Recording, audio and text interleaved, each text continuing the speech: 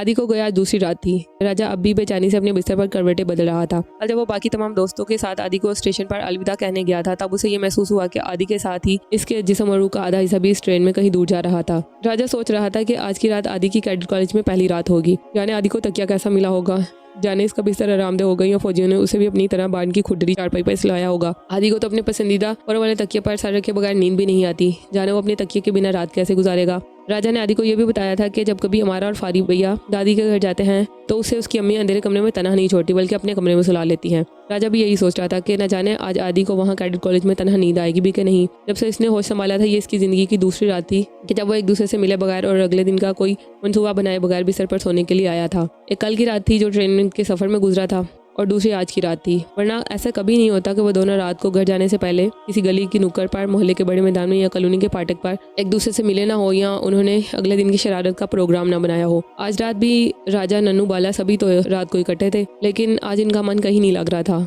नन्नू तो आदि के जिक्र पर 2 मरतबा रो भी चुका था। आदि के बिना इन्हें कुछ भी अच्छा नहीं लग रहा था। इस शाम सारा कुछ बदला बदला सा था। राजा को याद है कि बरसती बर्फ की रातों में वो सब आदि को इसके सख्त मिजाज अब्बा की नज़र से बचाकर बाहर बुला लिया करते थे और फिर वह सब दोस्त मिलकर बड़े मैदान में एक बड़ा सा बर्फ का पुतला बनाकर इसे गली में ऐसी जगह लाकर खड़ा कर देते थे कि आते जाते रागी रात को अचानक अपने सामने किसी शख्स के सर पर टोपी और हाथ में पिस्टल देकर, जो खिलौना पिस्टल होता था, पकड़े देकर एक लम्हे को तो सरासिम ही जाते थे। कई एक तो उल्टे पैरों भाग जाते थे। इन्हीं में से एक सेठ गिरदारी मिल भी थे जो एक रात बर्फ के पुतले से डरकर यूं भागे इन्हें अपनी बड़ी सी धोती संभालना में मुश्किल हो गई। दूर दरख्त के पीछे छुपे इन सब दोस्तों के पेट में हंस कर बाल पड़ गए। ये सब कुछ याद करके राजा के लबों पर हंसी और आंखों में नमी उतर आई। कल शाम ट्रेन प्लेटफॉर्म से छूट रही थी, तब से अब तक इसका दिल कटा जा रहा था और कल तो खुद वजवापी भी फूट फूट कर रो दी। वो प्लेटफॉर्म पर पहुंची तो गाड़ी चल पड़ी थी। सबसे पहले राजा ही की नज़र इन पर पड़ी थी। वो भागकर राजा के करीब आई। राजा के मुंह से कोई लफ्ज़ नहीं निकल पाया था, लेकिन इसने उंगली उठाकर वजवापी को इस बोगी की तरफ इशारा किया था जिसकी खिड़की में से आदि सर निकाले बाहर बैठा था, उनकी जानिब देख रहा था। वजवापी बेचारी ठीक तरह से आदि की जानिब देख भी नहीं पाई थी कि ट्रेन ने प्लेटफॉर्म छोड़ दिया। तभी वजवापी ने डाल सी होकर वहीं प्लेटफॉर्म की कुर्सी पर जैसे डैसी गई थी।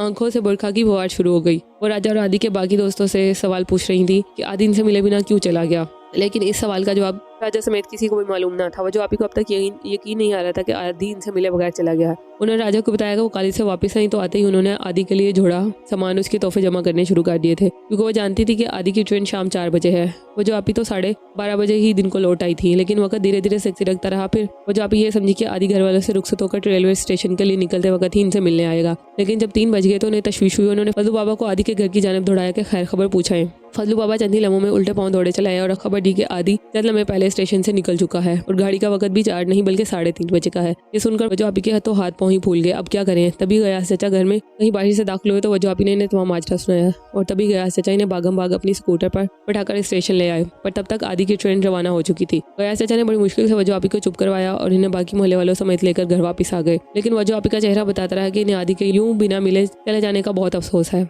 राजा खुद भी पूरी बात नहीं जानता कि आखिर ऐसी क्या बात हुई है कि आदि इनसे मिले बिना ही चला गया, जबकि यही आदि था जो मोहल्ले से बाहर जाने से पहले भी 10 बार वजवापी से पूछता था आदि ऐसा कैसे कर सकता था। वजवापी को भी यही सवाल परेशान किया जा रहा था। कभी कभी हमें इस बात का एहसास भी नहीं होता कि हम किसी एक हस्ती पर किस कदर हक जताया कर जी रहे होते हैं। इस हस्ती का उठना बैठना, सोना जागना, चलना फिरना सब कुछ हमारे एक अनजाने इख्तियार में होता है। एक ऐसा इख्तियार जिसका एहसास शायद खुद भी हमें तब नहीं होता जब वो अचानक किसी दिन हमसे वो इख्तियार छीन जाता है। अब हमें पता चलता है कि हम किसी अनमोल नेमत से महरूम हो गए हैं। शायद वजवापी को भी इसी लम्हे ही सब कुछ महसूस हुआ जिसने इनकी झील जैसी गहरी आंखों में बुरखा की पवार भर दी। बहरहाल इस रात की इस घड़ी राजा के लिए आदि का यूं वजवापी से मिले बिना चले जाना सरबस्ता राज ही रहा। लेकिन राजा इतना जरूर जानता था कि आदि के नाजुक दिल को जरूर किसी बात से ठेस लगी होगी। वैसे भी वजवापी के लिए बेहद हसास था। इन्हीं सोचों में गलता राजा की नजर दीवार पर लगी घड़ी पर पड़ी। सुबह के 4:30 बज रहे थे। बाहर बादल जोर से गरजे। राजा ने थक कर आंखें मूंद ली।